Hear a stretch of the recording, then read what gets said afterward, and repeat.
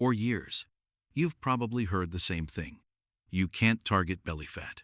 Do crunches, strengthen your abs, and maybe build a stronger core, but the fat itself, your body decides where it comes from. But what if that answer is missing an important piece of the puzzle? Recent research is making scientists look more closely at whether different types of exercise and lifestyle interventions can influence abdominal fat differently from fat stored in other areas of the body. Now, before you get too excited, let's be very clear.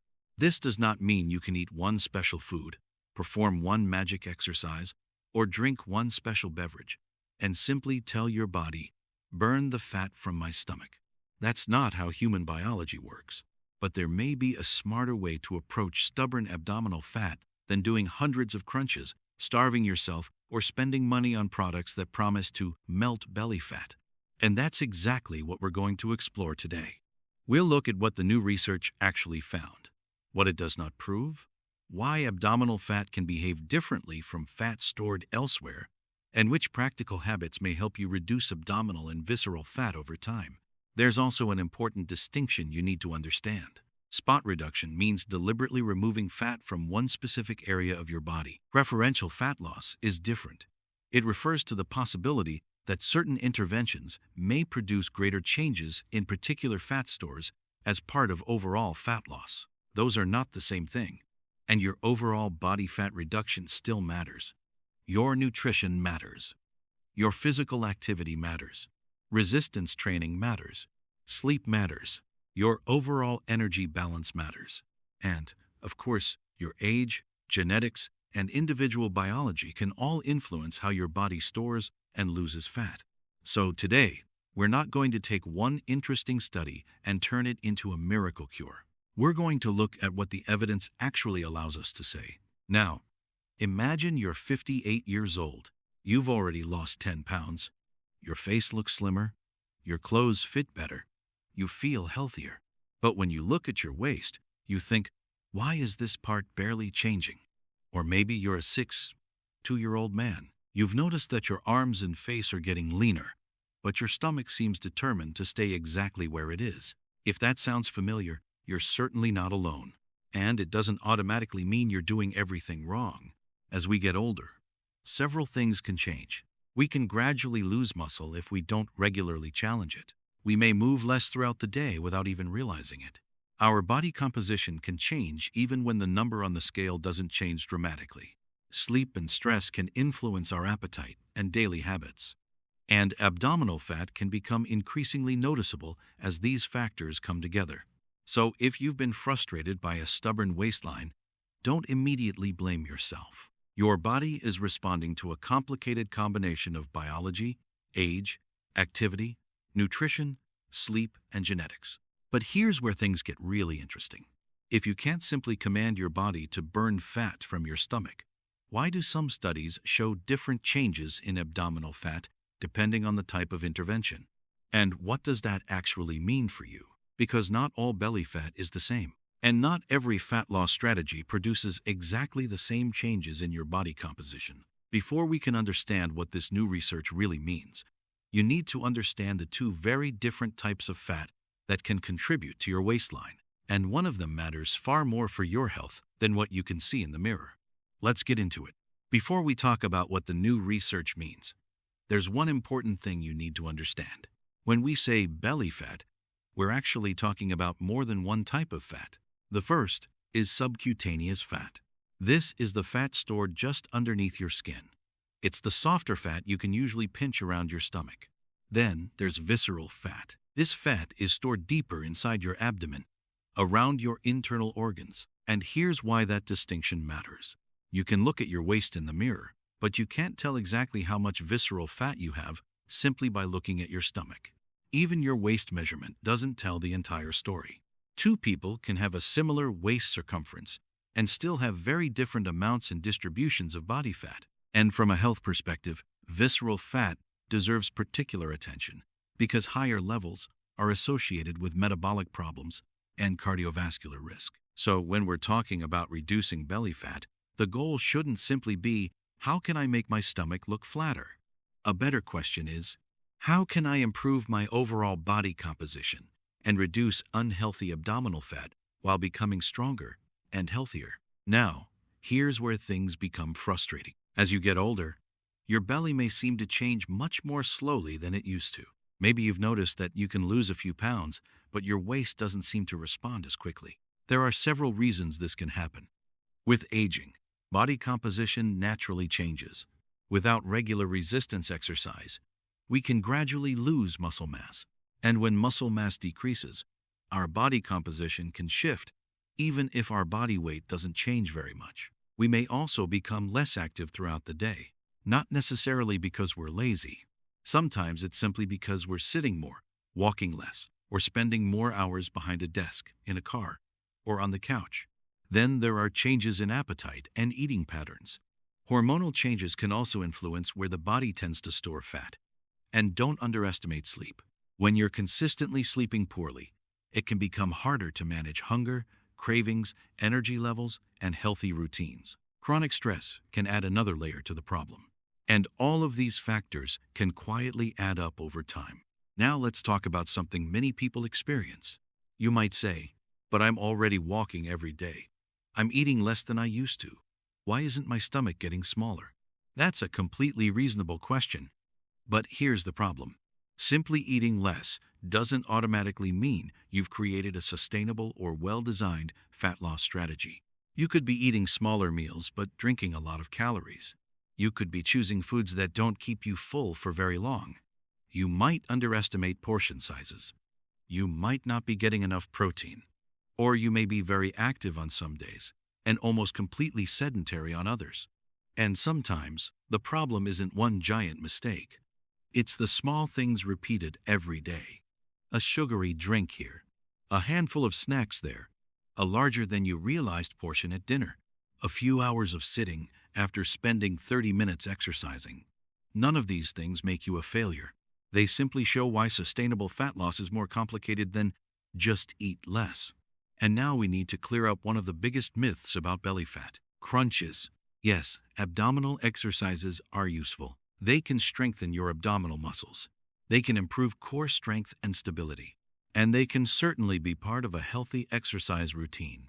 But doing 100, 200, or even 500 crunches doesn't automatically tell your body, burn the fat directly from my stomach.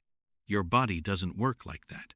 You can strengthen the muscle underneath the fat without specifically removing the fat sitting above it. Think about it this way. Building the muscle underneath is not the same thing as selectively removing the fat on top. That's why someone can have strong abdominal muscles and still have visible belly fat. The answer isn't to stop training your abs. The answer is to stop expecting abdominal exercises alone to solve the entire problem. And there's one more reason this deserves your attention. This isn't just about how your stomach looks in the mirror. Higher amounts of visceral fat are associated with a greater risk of several metabolic and cardiovascular problems. That doesn't mean that having a little extra belly fat means you're automatically unhealthy. And it certainly doesn't mean you should panic. But it does mean we shouldn't completely ignore what's happening around the middle of the body, especially as we get older. The goal should go beyond simply fitting into smaller pants. The real goal is to support a healthier body composition, maintain muscle, stay physically capable, and reduce the factors that can increase long-term health risk. And now we arrive at the question you've been waiting for. If you can't simply choose where your body burns fat, can certain strategies actually influence abdominal fat more than we once thought? That's where the new research gets especially interesting. Solution: what the new research actually changes. Now we get to the part that makes this topic really interesting. For a long time, the message was very simple. You cannot influence where your body loses fat. And if by that you mean that you can choose one exercise and force your body to burn fat from one exact location, that's still not a reliable promise. But newer research is encouraging scientists to look at this question more carefully. Some studies suggest that different types of exercise and lifestyle interventions may produce different changes in regional fat stores, including abdominal fat. But here's the part that often gets lost on social media. A difference in abdominal fat loss is not the same thing as guaranteed spot reduction. The details of the study matter. Who participated? How long did the study last? What exactly did the participants do? How was body fat measured? And were the results large enough to matter in everyday life? These questions are important because one interesting study doesn't suddenly rewrite everything we know about human metabolism. So instead of asking, what's the magic belly fat exercise? A much better question is, what combination of habits creates the conditions in which my body can lose excess fat while preserving muscle and improving metabolic health? And there may be several pieces to that puzzle. One reason abdominal fat can respond differently is that fat tissue isn't identical throughout the body. Blood flow can differ between fat depots. Fat cells can behave differently. Hormonal signals can influence how stored energy is released. Insulin sensitivity can affect how the body handles and stores energy. And when your body needs additional energy, different fat stores may not all respond in exactly the same way. Think of your body as having several different storage rooms. They're all storing energy, but they're not necessarily managed in precisely the same way. That's why scientists are interested in whether certain strategies can influence abdominal and visceral fat differently. But we need to keep one principle firmly in place. Overall fat loss still matters. You cannot simply command your body to burn only belly fat, but you can create the conditions that support overall fat loss while potentially improving the distribution of that fat over time. And the first strategy is surprisingly simple. Strategy number 1. Walk after your meals. You don't need an expensive machine. You don't need a complicated workout. And you don't have to run. One simple habit is to take a short, comfortable walk after a meal. Why? Because your muscles are active when you walk, and that movement can help your body handle the glucose that enters your bloodstream after eating. It also adds a little more physical activity to your day. And here's the important part for older adults. It doesn't have to be a fast or exhausting walk. Even gentle movement can be a useful starting point. You might walk around your neighborhood, walk through your home, walk around the garden, or simply spend a few minutes moving instead of immediately sitting down after eating. The goal isn't to turn every meal into a workout. The goal is to make movement a normal part of your daily routine. Now, the second strategy becomes even more important as you get older. Strategy number 2. Resistance training. If you're over 45 or 50, don't make the mistake of thinking that cardio is the only exercise that matters for fat loss. Your muscles matter. As we age, maintaining muscle becomes increasingly important, and you don't need to become a bodybuilder to benefit from resistance training. You can start with something as simple as standing up and sitting down from a sturdy chair. You can practice controlled squats to a chair. You can use resistance bands, or you can use light dumbbells if they're appropriate for your fitness level. These exercises aren't going to magically melt fat from your stomach. That's not the claim. The goal is to preserve and build muscle, improve strength, support physical function, and help create a healthier body composition. And that becomes especially valuable as we get older. Now let's move from exercise to something you do several times every day. Strategy number 3. Protein plus fiber. If you're trying to improve your body composition, don't just think about eating fewer calories. Think about making the calories you do eat more satisfying and nutritious. Protein can help support muscle maintenance and can contribute to fullness. Fiber can also help you feel satisfied while supporting a healthier overall eating pattern. So instead of building your meals around highly processed foods, try to include a quality protein source and fiber-rich foods. That could mean eggs at breakfast, Greek yogurt, fish, beans, or lentils. Plenty of vegetables, oats, berries. The exact foods can vary depending on your preferences and dietary needs. The important point is that there isn't one magical belly fat food hiding in your kitchen. No single egg, berry, vegetable, or bowl of oatmeal is going to selectively burn your stomach fat. What matters is the overall pattern you repeat. And that brings us to another common problem. Strategy number 4. Look at liquid calories and highly processed foods. Sometimes people are convinced they're barely eating anything, but then you look at what they're drinking. Sugary drinks, sweetened coffee, large portions of juice, alcohol, and suddenly, a significant amount of energy is coming from beverages that may not make them feel very full. The same thing can happen with highly processed snacks. They're often easy to eat quickly, and portions can become larger than intended before you even realize it. So rather than putting yourself on an extreme diet, Start with simple substitutions. Choose water or an unsweetened drink more often. Choose whole fruit instead of sugary beverages. Build meals around minimally processed foods more frequently. And pay attention to portion sizes without obsessing over every calorie. You don't need to eat perfectly. You need a pattern you can actually maintain. Because the best diet isn't the one that looks impressive for 5 days. It's the one you can still follow months from now. And there's one final strategy that people often underestimate. Strategy number 5. Sleep and stress. If you're constantly sleeping poorly, fat loss can become more difficult. Not because sleep is some magical fat-burning treatment, but because poor sleep can affect appetite, cravings, energy levels, and your ability to stick with healthy habits. Think about the difference between waking up after a restful night and waking up after several nights of poor sleep. When you're exhausted, the idea of exercising may feel harder. Highly processed comfort foods may become more tempting, and staying active throughout the day can become much more difficult. That's why sleep should be treated as part of your health strategy, not as wasted time. Try creating a simple wind-down routine. Dim the lights in the evening. Reduce stimulating activities before bed. Keep your bedroom comfortable and quiet. Go to bed and wake up around consistent times when possible. And give yourself enough opportunity to sleep. If stress is constantly keeping your mind active, simple relaxation techniques, gentle breathing, reading, or quiet stretching may help you transition into bedtime. And if you're experiencing persistent sleep problems, especially loud snoring, repeated nighttime awakenings, or significant daytime sleepiness, it's worth discussing that with a healthcare professional, because sometimes the problem isn't simply that you need more discipline. There may be an underlying sleep issue that deserves attention. So when you put all 5 strategies together, post-meal movement, resistance training, protein and fiber, better food choices, and adequate sleep, you begin to see the bigger picture. We're not looking for a magic trick that melts belly fat overnight.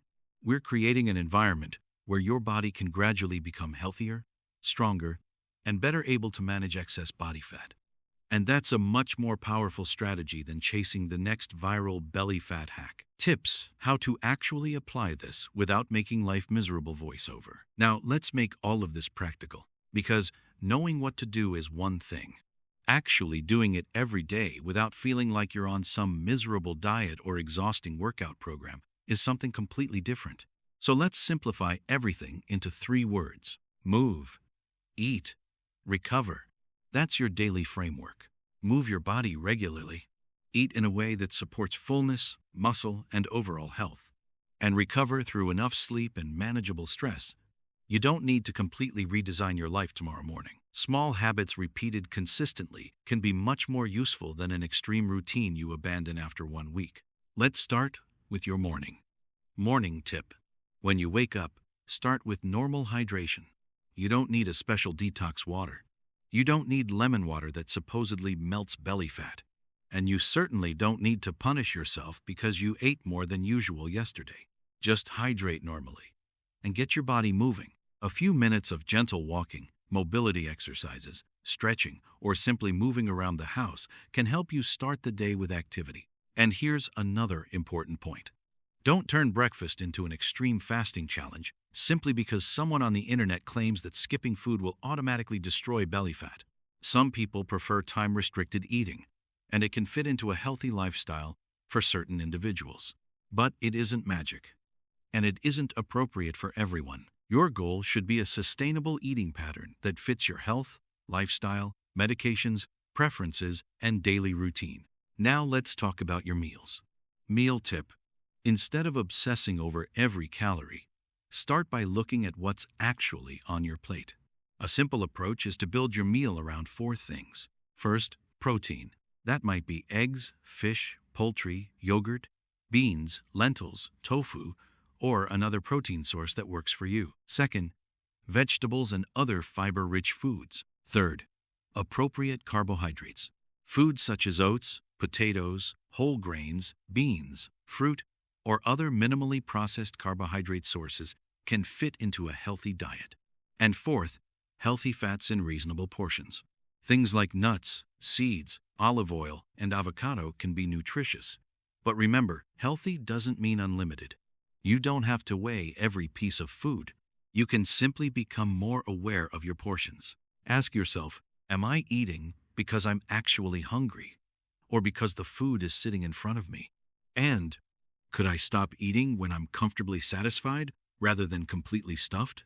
Those simple questions can make a surprising difference. Now, one of the easiest habits to add doesn't require changing your diet at all. After meal tip. After one or more meals, try taking a short, comfortable walk. It doesn't have to be a workout. You don't need to sweat. You don't need to walk for an hour. Even a gentle walk can be a practical way to add movement to your day and support healthier blood glucose management after meals. And if walking outside isn't comfortable for you, don't assume you're out of options. Walk around your home. Move gently from room to room. Do some light household activity. Or consider appropriate chair-based movements. The goal is simple. Don't make sitting down immediately after every meal your automatic habit. Now let's talk about something that becomes increasingly important after 45. Strength tip for 45 plus. If you're over 45, don't build your entire exercise routine around cardio. Walking is excellent, but your muscles need attention too. Regular resistance exercise can help you maintain strength and muscle as you age. You can start very simply. Practice standing up and sitting down from a sturdy chair. Try controlled chair squats. Use resistance bands, or use light dumbbells if they're appropriate for your current fitness level. Start with manageable resistance. Focus on good technique, and progress gradually. You don't need to destroy your muscles during every workout. Consistency matters much more than proving how hard you can exercise on day one. And if you have significant joint problems, cardiovascular conditions, diabetes, or another medical concern that could affect exercise, getting individualized guidance from an appropriate healthcare professional is a smart move. Now here's something I want you to track that has nothing to do with calories. Waist measurement tip. Don't judge your progress from the scale alone. Your body weight can fluctuate from day to day because of hydration, food volume, sodium, bowel movements, and other normal changes. Instead, look at trends. You can monitor your waist circumference periodically. You can pay attention to how your clothes fit. You can track whether you're becoming stronger. You can notice changes in your energy and physical ability. And of course, you can look at your longer-term body weight trend if weight loss is one of your goals. One day of higher weight doesn't mean you've gained a pound of body fat overnight. And one day of lower weight doesn't mean you've suddenly lost a pound of fat. Look at the direction you're moving over time. Now, just as important as knowing what to do is knowing what not to do. Don't do this. Don't waste your money on creams that claim to selectively melt belly fat. Don't assume a special drink can dissolve abdominal fat while you sleep. Don't drastically slash your food intake because you want faster results. Don't spend every day doing hundreds of crunches while ignoring your overall diet and activity. Don't rely on detoxes or miracle supplements, and be extremely skeptical of anyone promising a completely flat stomach in 7 days. Your body isn't a machine with a button labeled "burn belly fat." Real physiology is more complicated. And honestly, that's good news, because it means you don't need a secret trick. You need a sustainable system. Realistic timeline. So how quickly should you expect results? This is where patience becomes important. Meaningful changes in body composition generally take consistency. You may notice some changes relatively early, particularly in how you feel or how your clothes fit. But significant changes in body fat typically require more time. Don't judge your entire program after 3 days. Don't quit because the scale didn't move this morning. And don't compare your progress with someone else's transformation video online. Your goal isn't to win a 7-day challenge. Your goal is to create changes you can maintain for months and years. And finally, there's one important safety point. Older adult safety reminder. If you're managing diabetes, cardiovascular disease, significant joint problems, taking medications that affect blood sugar or blood pressure, or dealing with another medical condition, your ideal exercise and nutrition plan may need to be individualized. Start gradually. Don't suddenly go from almost no exercise to intense daily workouts. Give your body time to adapt. And if something causes unusual pain, dizziness, chest discomfort, severe shortness of breath, or other concerning symptoms, don't simply push through it. Get appropriate medical advice. Remember, The goal isn't to punish your body into becoming smaller. It's to help your body become healthier, stronger, and more capable. So keep it simple.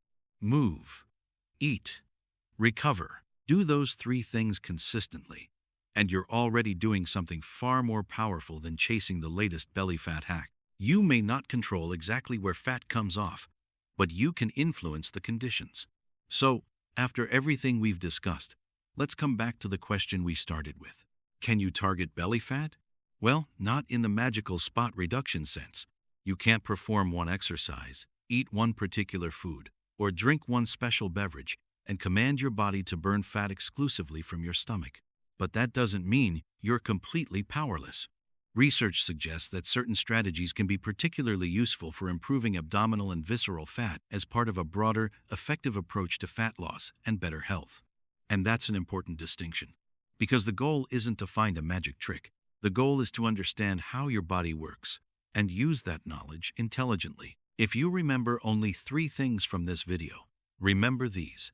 First, don't rely on abdominal exercises alone. Crunches can strengthen your core, but they aren't a shortcut to selectively removing belly fat. Second, prioritize movement, resistance training, and nutritious food. Walk regularly, challenge your muscles, build meals around protein and fiber-rich foods, and choose an eating pattern you can realistically maintain. Third, think beyond appearance. Your waistline isn't just about how you look in the mirror. Visceral fat and overall body composition can matter for long-term metabolic and cardiovascular health. So don't make this journey only about getting a smaller stomach. Make it about becoming stronger, more active, and healthier as you get older. And if you've noticed that your waistline has become more stubborn with age, I want you to remember something. That doesn't mean you're powerless. Your body may change as you age. Your progress may be slower than it was 20 or 30 years ago, and you may have to approach fat loss differently than you did when you were younger. But slower doesn't mean impossible, and you certainly don't need perfection. You need consistency. On évoque, one better meal, one strength session, one better night's sleep, then another, and another. That's how meaningful change is built. And that's what we want this channel to be about, not miracle promises, extreme diets, or viral health tricks. Just practical, evidence-aware strategies that can help you make better decisions about your health as you get older. Now I'd love to hear from you. What is the hardest part of losing belly fat for you? Food, exercise, sleep, or simply staying consistent? Let me know in the comments. And if you're comfortable sharing, tell me your age group as well. Your experience could help someone else watching this video who is dealing with the exact same challenge. If you found this information useful, subscribe to the channel for more practical, evidence-based healthy aging strategies. And share this video with someone who has been frustrated by stubborn belly fat and needs a more realistic approach. Because in the next video, we'll take another evidence-based look at a strategy that may help improve body composition after 45. Until then, remember this.